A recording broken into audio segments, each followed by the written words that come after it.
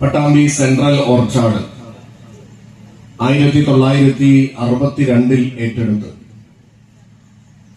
വിവിധതരം മാവിനങ്ങൾ അതിന്റെ ഒരു തോട്ടമായി ഇത് കൃഷി വകുപ്പ് ഏറ്റെടുത്ത് വളർത്തി കേരളത്തിലെ സർക്കാർ ഫാമുകളിൽ ഒരു പ്രധാനപ്പെട്ട ഫാമായി ഇത് മുന്നോട്ട് പോവുകയാണ്. എന്നാൽ ഈ ഫാമിന്റെ പ്രയോജനം പട്ടാമ്പിയിലെ എല്ലാ വിഭാഗം ആളുകൾക്കും ലഭ്യമാകുന്നില്ല എന്ന ഒരു കാര്യം കൂടി നമുക്കെല്ലാവർക്കും അറിയാം.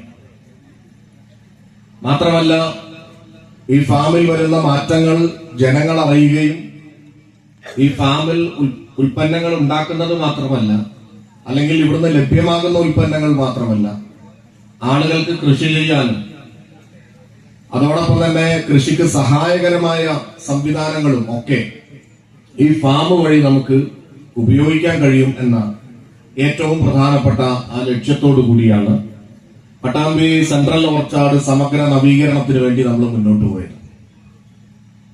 ആദ്യഘട്ടത്തിൽ വിവിധ ഫണ്ടുകൾക്കുള്ള ശ്രമങ്ങൾ നടത്തി. എന്നാൽ ആ ഫണ്ടുകളൊന്നും ലഭ്യമായില്ല എന്ന് കണ്ടപ്പോഴാണ് പട്ടാമ്പി നിയോജക മണ്ഡലത്തിലേക്ക് MLA-മാർ തെരഞ്ഞെടുക്കുന്ന പദ്ധതികൾക്ക് വേണ്ടി ഫണ്ട് അനുവദിക്കുമ്പോൾ അതിൽ പ്രത്യേകം പ്രപ്പോസൽ ആക്കിക്കൊണ്ട് 5 കോടി രൂപ വകയിരുത്താൻ ബഹുമാനപ്പെട്ട ധനകാര്യ വകുപ്പ് മന്ത്രിയോട് ആവശ്യപ്പെട്ടത്. അതിന്റെ ഭാഗമായിട്ട് നമുക്ക് 5 കോടി അനുവദിച്ചു. KLDC മുഖാന്തരം നമ്മൾ DPR തയ്യാറാക്കി. അതോടൊപ്പം തന്നെ മുഴുവൻ KLDC മുഖാന്തരമല്ല, ഇവിടുത്തെ ADA-യുടെ നേതൃത്വത്തിൽ കൃഷി വകുപ്പ് മുഖാന്തരവും നമ്മുടെ ഫാമിന്റെ എക്സോട്ടിക് പ്ലാന്റ് അടക്കമുള്ള മറ്റു നിരവധി പ്ലാന്റുകൾ കൂടി ലഭ്യമാക്കിക്കൊണ്ടുള്ള പ്രവർത്തനങ്ങൾ ലഭ്യമാവുകയാണ്. അപ്പൊ അത്തരത്തിൽ സമഗ്ര നവീകരണത്തിന് വേണ്ടി ഒരു പ്ലാൻ ഉണ്ടാക്കി. ഇതിവിടെ വെച്ച് അവസാനിക്കുന്നതല്ല, ഈ പദ്ധതി ഇനിയും തുടരുകയാണ്. ഞാൻ പ്രത്യേകം പറയാൻ ആഗ്രഹിക്കുകയാണ്, 10 കോടിയിലധികം വരുന്ന തുകയുടെ ഒരു പ്രധാനപ്പെട്ട പദ്ധതി ഇവിടെ വരാനിരിക്കുന്നുണ്ട്. കേര പദ്ധതി, ഇതിന്റെ അടുത്ത ഘട്ടം എന്നുള്ള നിലക്ക് പട്ടാമ്പിയിലെ നാളികേര കർഷകർക്ക് വലിയ പ്രയോജനമാകുന്ന രീതിയിൽ വേൾഡ് ബാങ്കിന്റെ സഹായത്തോടു കൂടിയുള്ള ആ പദ്ധതിക്ക് വേണ്ടി നമ്മൾ പ്രപ്പോസൽ തയ്യാറാക്കി കൊടുത്ത് അതിന്റെ പ്രവർത്തനങ്ങൾ നടന്നുകൊണ്ടിരിക്കുന്നുണ്ട്.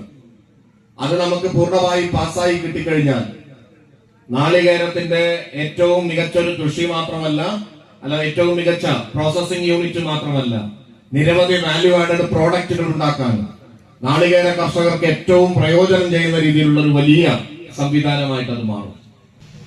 ഏറെ സന്തോഷകരമായ ഒരു മുഹൂർത്തമാണ് പട്ടാമ്പി സെൻട്രൽ ഓർച്ചാർഡിന്റെ സമഗ്ര വികസനത്തിന്റെ 1ാം ഘട്ടം ഔപചാരികമായി ഉദ്ഘാടനം ചെയ്യപ്പെടുന്നു എന്നുള്ളത്. നേരിട്ട് അവിടെ എത്താൻ കഴിയാതിരിക്കുന്നതിൽ ക്ഷമിക്കുക. നിരവധിയായ തിരക്കുകൾ എല്ലാവർക്കും ഉള്ള സമയമാണെന്ന് നിങ്ങൾക്ക് അറിയാമല്ലോ. MLA-യോട് പറയുമ്പോൾ അദ്ദേഹം തന്നെ അത് നിർവഹിച്ചു കൊള്ളാൻ ഞങ്ങളൊക്കെ പറഞ്ഞതാണ്. പക്ഷെ എന്നാൽ അദ്ദേഹത്തിന് ഓൺലൈനായിട്ടെങ്കിലും എത്തണം എന്നൊരു നിർബന്ധമായിരുന്നു.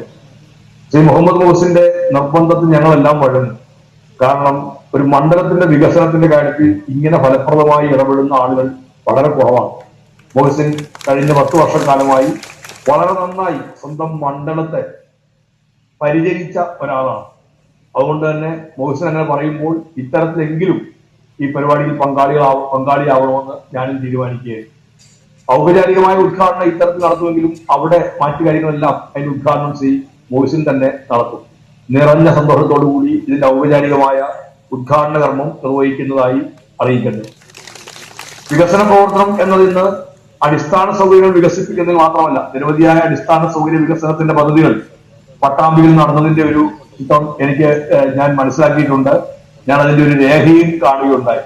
അത്ഭുതപ്പെടുത്തുന്ന തരത്തിലുള്ള വികസന പ്രവർത്തനങ്ങളാണ് ശ്രീ മുഹസിന്റെ നേതൃത്വത്തിൽ അവിടെ നടന്നിട്ടുള്ളത്. അടിസ്ഥാന സൗകര്യങ്ങൾ വികസിപ്പിക്കുക എന്നതിൽ മാത്രമല്ല, ആ അടിസ്ഥാന സൗകര്യ വികസനത്തിൽ കൂടി ജനങ്ങൾക്ക് അവർ ഉദ്ദേശിച്ച പ്രയോജനം കൂടി ലഭ്യമാവേണ്ടതുണ്ട്. ഇവിടെ ഇന്ന് പൂർണ്ണമാകുന്ന ഈ സെൻട്രൽ ഓർച്ചാർഡിന്റെ ഭാഗമായിട്ട് അടിസ്ഥാന സൗകര്യ വികസനത്തിൽ കൂടി ഈ പ്രദേശത്തെ കർഷകർക്ക് കൂടി ഏറ്റവും വലിയ തരത്തിൽ അതിന്റെ പിന്തുണയും പിൻബലവും കിട്ടുന്നു. അവർക്ക് അവരുടെ ജീവിതത്തിൽ ഗുണപരമായ മാറ്റങ്ങൾ സൃഷ്ടിക്കാൻ ഉപകരിക്കുന്ന തരത്തിലേക്ക് എത്തുന്നു എന്നുള്ളതാണ് ഏറ്റവും പ്രധാനപ്പെട്ട കാര്യം. നമ്മുടെ നാട് കൃഷിയുമായി അത്രമേൽ ഹൃദയബന്ധം പുലർത്തുന്ന ഒരു നാടാണ്. പട്ടാമ്പിയിൽ എനിക്കറിയാം നിരവധി പരിപാടികൾ, ചില കുളങ്ങളുടെ ഉദ്ഘാടനം, സെൻട്രൽ ഓർച്ചാർഡിന്റെ കാര്യത്തിലെല്ലാം ഞാനും നേരത്തെയും പങ്കാളിയായിട്ടുണ്ട്. കേരഗ്രാമങ്ങളുടെ ഉദ്ഘാടനത്തിനടക്കം നിരവധി ഇടങ്ങളിൽ ഞാൻ പട്ടാമ്പിയിൽ പങ്കെടുത്തിട്ടുണ്ട്. ശരിക്കും ഒരു കാർഷിക മേഖലയാണ് പട്ടാമ്പി എന്നത് എന്റെയും കൂടി അനുഭവമാണ്. അതുകൊണ്ടാണ് ഞാനത് പറയുന്നത്. നമ്മുടെ കാർഷിക മേഖലയുടെ സമഗ്രമായ പുരോഗതി എന്ന് പറഞ്ഞാൽ ഇന്ന് വലിയ പ്രതിസന്ധികൾ നമ്മുടെ മുമ്പിൽ നിൽക്കുന്നു. ഏറ്റവും വലിയ പ്രതിസന്ധി കാലാവസ്ഥയിൽ ഉണ്ടാകുന്ന മാറ്റം തന്നെയാണ്. കാലാവസ്ഥയെ ആശ്രയിച്ചാണല്ലോ കൃഷി ഇരിക്കുന്നത്. അപ്പൊ കാലാവസ്ഥയിൽ ഒരു മാറ്റം വന്നാൽ ആദ്യം ബാധിക്കുക കൃഷിയെ. ഒരു നല്ല മഴ പെയ്താൽ നമുക്ക് ചിലപ്പോൾ വീട്ടിനകത്തൊക്കെ നമ്മൾ ഇരിക്കും, നമ്മളെ ചിലപ്പോൾ നേരിട്ട് അത് ബാധിക്കുന്നില്ല എന്ന് പറയാം. പക്ഷെ എന്നാൽ നമ്മൾ നട്ടു വളർത്തുന്ന കൃഷിക്ക് ആ മഴ ചിലപ്പോൾ ദോഷകരമായി ഭവിക്കുന്ന തരത്തിലേക്ക് എത്തും. കാലം തെറ്റി പെയ്യുന്ന മഴ, അല്ലെങ്കിൽ സാമാന്യ നമുക്ക് ലഭ്യമാകുന്നതിൽ കൂടുതൽ അളവിൽ എത്തുന്ന മഴ, അതൊക്കെ നമുക്ക് ചിലപ്പോൾ പ്രയാസങ്ങൾ തീർക്കും. നമ്മൾ വീടിനുള്ളിൽ കഴിയുന്നു, വലിയ ഉണക്ക കാലത്തേക്കാണ് നമ്മൾ നിൽക്കുന്നതല്ല. എന്റെ നാട്ടിലടക്കം വലിയ പ്രയാസങ്ങളുണ്ട്. ഇപ്പൊ നല്ലവണ്ണം വരൾച്ചയിലേക്ക് എത്തിക്കൊണ്ടിരിക്കുകയാണ്. അപ്പോൾ ഇത് തന്നെയും നമ്മൾ വീട്ടിനകത്ത് കയറി നമ്മൾ ഫാനൊക്കെ ഇട്ടു നമ്മൾ ഇരിക്കുന്നു. ഞാൻ കാണുന്നുണ്ട് നിങ്ങളുടെ സ്റ്റേജിലും എവിടെയും ഫാനും ഒക്കെ ഉണ്ട്. നല്ല ഒരു വേനൽക്കാലമാണെന്ന് പറയുമ്പോൾ നമുക്ക് അങ്ങനെയൊക്കെ നിൽക്കാം. പക്ഷെ നമ്മൾ നട്ടു വളർത്തുന്ന കൃഷിക്കോ ഈ ചൂട് വലിയ പ്രയാസങ്ങളും പ്രതിസന്ധികളും എല്ലാം ഉണ്ടാകും. അങ്ങനെ പ്രയാസങ്ങളും പ്രതിസന്ധികളും ഉണ്ടാക്കുമ്പോൾ കാലാവസ്ഥയിൽ ഉണ്ടാകുന്ന ചെറിയ മാറ്റങ്ങൾ പോലും കൃഷിക്ക് ഉൾക്കൊള്ളാൻ കഴിയാത്ത തരത്തിലേക്ക് വരുന്ന മാറ്റങ്ങൾ കൃഷിയുടെ നഷ്ടത്തിലേക്കും നാശത്തിലേക്കും എത്തിക്കുന്നു. ഇതൊരു വലിയ പ്രയാസമാണ് നമ്മുടെ മുമ്പിൽ ഇപ്പോൾ ഉള്ളത്. എങ്ങനെ ഈ പ്രശ്നത്തെ പരിഹരിക്കാൻ കഴിയുമെന്ന് ഞങ്ങളൊക്കെ നോക്കിയതാണ്.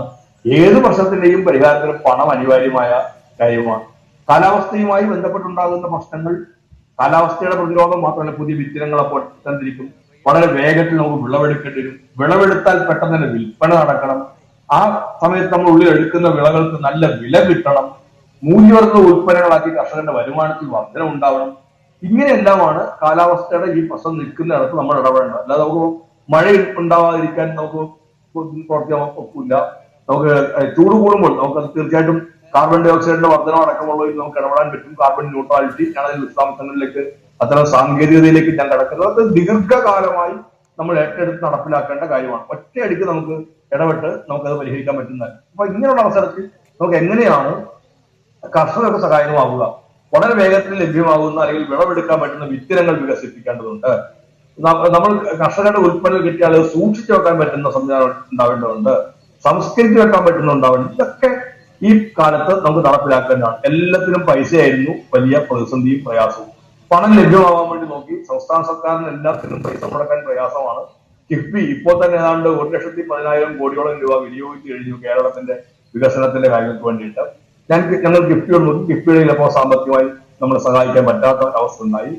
മറ്റ് ഒരുപാട് ധനകാര്യ സംവിധാനങ്ങളോടും കേന്ദ്ര ഗവൺമെന്റിന്റെ മുമ്പിലൊക്കെ നമ്മൾ പോയി. എങ്ങൊന്നും ചിലപ്പോൾ പണം ലഭ്യമാവാത്ത അവസ്ഥയിൽ വേൾഡ് ബാങ്കിന്റെ ഒരു ലോൺ തരപ്പെടുമോ എന്ന് നമ്മൾ നോക്കി. അങ്ങനെ ഒരു ലോൺ ലഭ്യമായി. 2,595 കോടിയുടെ ഒരു വലിയ പദ്ധതിക്ക് കേരളത്തിൽ തുടക്കം കുറിച്ചു എന്ന കാര്യം ഞാൻ സന്തോഷപൂർവ്വം നിങ്ങളെ അറിയിക്കുകയാണ്. കഴിഞ്ഞ 40 കൊല്ലക്കാലത്തിനിടയിൽ കേരളത്തിന്റെ കാർഷിക മേഖല നടക്കുന്ന ഏറ്റവും വലിയ പദ്ധതിയാണ്. ഇപ്പൊ ഗവൺമെന്റിന്റെ കാലാവധിയൊക്കെ തീരാൻ പോകുന്നു. കൃഷിമന്ത്രി എന്ന തരത്തിൽ എന്നോട് ചോദിക്കുകയാണ്, നിങ്ങൾ ഈ 5 കൊല്ലക്കാലം കൊണ്ട് എന്ത് കാര്യങ്ങൾ ചെയ്തു എന്ന് ചോദിച്ചാൽ ആദ്യം ഞാൻ പറയുന്നതാണ്, കഴിഞ്ഞ 40 കൊല്ലക്കാലമായി കേരളത്തിലെ കൃഷി വകുപ്പിൽ ഒരു വലിയ പദ്ധതി നടപ്പിലാക്കില്ല. ഈ 40 കൊല്ലക്കാലത്തിനിടയിൽ കേരളത്തിലെ കാർഷിക മേഖല കാണുന്ന ഏറ്റവും വലിയ പദ്ധതിയാണ് 2,595 കോടി രൂപയുടെ പദ്ധതി. അത് വിവിധങ്ങളായ ഇടങ്ങളിലേക്ക് അത് പോകും. പച്ചക്കറി, നെല്ല്, തെങ്ങ്, അതുപോലെ കൃഷി വകുപ്പിന്റെ പരിധിയിൽ വരാത്തതായിരുന്നു റബ്ബർ, ഏലം, കോഫി, ഇതിനൊക്കെ സഹായിക്കാൻ പറ്റുന്ന തരത്തിലാണ് വരുന്ന ഒരു 4-5 കൊല്ലം 2,595 കോടി രൂപയുടെ പദ്ധതിയാണ് കേരളത്തിന്റെ കാർഷിക മേഖലയിൽ നടക്കാൻ പോകുന്നത്. നടന്നു തുടങ്ങിയിരിക്കുന്നു. ഔപചാരികമായ അതിന്റെ സാമ്പത്തിക സഹായം ഉൾപ്പെടെ കൊടുക്കുന്നതിലേക്ക് എത്തി. അപ്പോൾ ഇങ്ങനെയൊക്കെ നമ്മൾ ചെയ്യുമ്പോൾ എല്ലാം കർഷകരുടെ സഹായത്തിന് ഉണ്ടാവുക എന്നർത്ഥമാണ്. ഇത് തന്നെയാണ് പട്ടാമ്പിയിലെ കാർഷിക മേഖലയെ ബന്ധപ്പെട്ടിട്ടും ശ്രീ മൊഹിസിനും കണക്ക് കൂട്ടുന്നില്ല. എനിക്ക് എങ്ങനെയെല്ലാം സഹായിക്കാൻ പറ്റും. ചില ചർച്ചകൾക്ക് അദ്ദേഹം തന്നെ പറഞ്ഞു, സെൻട്രൽ ഓർച്ചാർഡിന് വേണ്ടി ഞാൻ തന്നെ നിർത്തിയെടുക്കാം. ഒരു MLAക്ക് ബജറ്റിനകത്ത് നിർദ്ദേശിക്കാൻ പറ്റുന്ന തുകയുണ്ട്. 5 കോടി രൂപ ഇതിനകത്തേക്ക് നിർദ്ദേശിക്കുന്നതിൽ വേറെ ആർക്കുമല്ല പങ്ക്. അതിനകത്ത് ശ്രീ മുഹമ്മദ് മൊഹിസിൻ എന്ന് പറയുന്ന പട്ടാമ്പിയുടെ MLA തന്നെയാണ് അതിനെല്ലാ മുൻകൈ പ്രവർത്തനവും നടത്തിയത്. അതിനെല്ലാ തരത്തിലുള്ള ഇടപെടൽ നടത്തിയത്. അദ്ദേഹത്തിന്റെ ആ ഇടപെടലിന്റെ ഫലമായിട്ടാണ് ഇന്ന് ഇത്തരത്തിലൊരു ഒരു പുതിയ പരിപാടികൾക്ക് നമുക്ക് തുടങ്ങി വരികയാണ്. ഏതാണ്ട് ഒരു 62 ആരംഭിച്ച ഈ ഓർച്ചാഡ് ഒരു കാലത്ത് കാർഷിക പരീക്ഷണങ്ങൾക്കും പരിശീലനത്തിനും ഏറ്റവും പ്രധാനപ്പെട്ട ഒരു കേന്ദ്രമായിട്ടാണ് പ്രവർത്തിച്ചത്. പിന്നീട് ആവശ്യമായ വികസനത്തിന്റെ ശ്രദ്ധ ഈ രംഗത്തേക്ക് ഉണ്ടായിരുന്നില്ല. അതിന്റെ ഭാഗമായിട്ട് പട്ടാമ്പി സെൻട്രൽ ഓർച്ചാഡ് പുറകോട്ട് പോകുന്ന തരത്തിലേക്ക് എത്തി. ഒരു ഭൂതകാലം ഇങ്ങനെ ഉണ്ടായിരുന്നു എന്നതിനെ കുറിച്ചും കഥകളെല്ലാം എന്നോട് പറഞ്ഞത്, കാര്യങ്ങളെല്ലാം അവതരിപ്പിച്ചത് ശ്രീ മുഹമ്മദ് മുഹ്സിൻ തന്നെയാണ്. മുഹ്സിൻ അതിന്റെ കൃത്യമായി ഒരു പേപ്പർ പോലും നോക്കാണ്ട് മുഹ്സിൻ നമ്മുടെ അടുത്ത് പറയും, ഇത്ര വർഷം ഇന്ന് തുടങ്ങി ഇന്ന തരത്തിൽ മുന്നോട്ടേക്ക് പോയി, പക്ഷെ പിന്നെ ഇന്ന കാലം മുതൽ അത് വളരെ ബുദ്ധിമുട്ടും പ്രയാസങ്ങളും എല്ലാം നേരിടുന്ന തരത്തിലേക്ക് എത്തി എന്നെല്ലാം പറയുന്നുണ്ടായിരുന്നു. അതിനെല്ലാം പരിഹാരം ഉണ്ടാക്കാൻ വേണ്ടി എങ്ങനെ പണം, വലിയ തോതിലുള്ള പണത്തിന്റെ നോക്കൂ പറഞ്ഞു, ഞാൻ തന്നെ അതിന് ബജറ്റിൽ നിന്ന് പിന്തുണ കൊടുത്തോളാം, എനിക്ക് എല്ലാ സഹായങ്ങളും ചെയ്തു തന്നാൽ മതി എന്നായിരുന്നു ശ്രീ മുഹ്സിൻ പറഞ്ഞത്. ഇത്തരത്തിൽ ഇടപെടൽ നടത്തിയാൽ മറ്റെല്ലാ ഇടങ്ങളിലും ഇതേപോലെ നമുക്ക് മുന്നോട്ട് കൊണ്ടുവരും. അതുകൊണ്ടാണ് ഞാൻ പറഞ്ഞത്, ഇത് വേറെ ആർക്കുമല്ല, ഈ 2024-25 സംസ്ഥാന ബജറ്റിൽ ഈ പദ്ധതിക്ക് വേണ്ടിയിട്ട് 5 കോടി രൂപ വാങ്ങിയിരിക്കുന്നതിന് 1ാം ഘട്ടമാണ് പൂർത്തിയാകുന്നത്.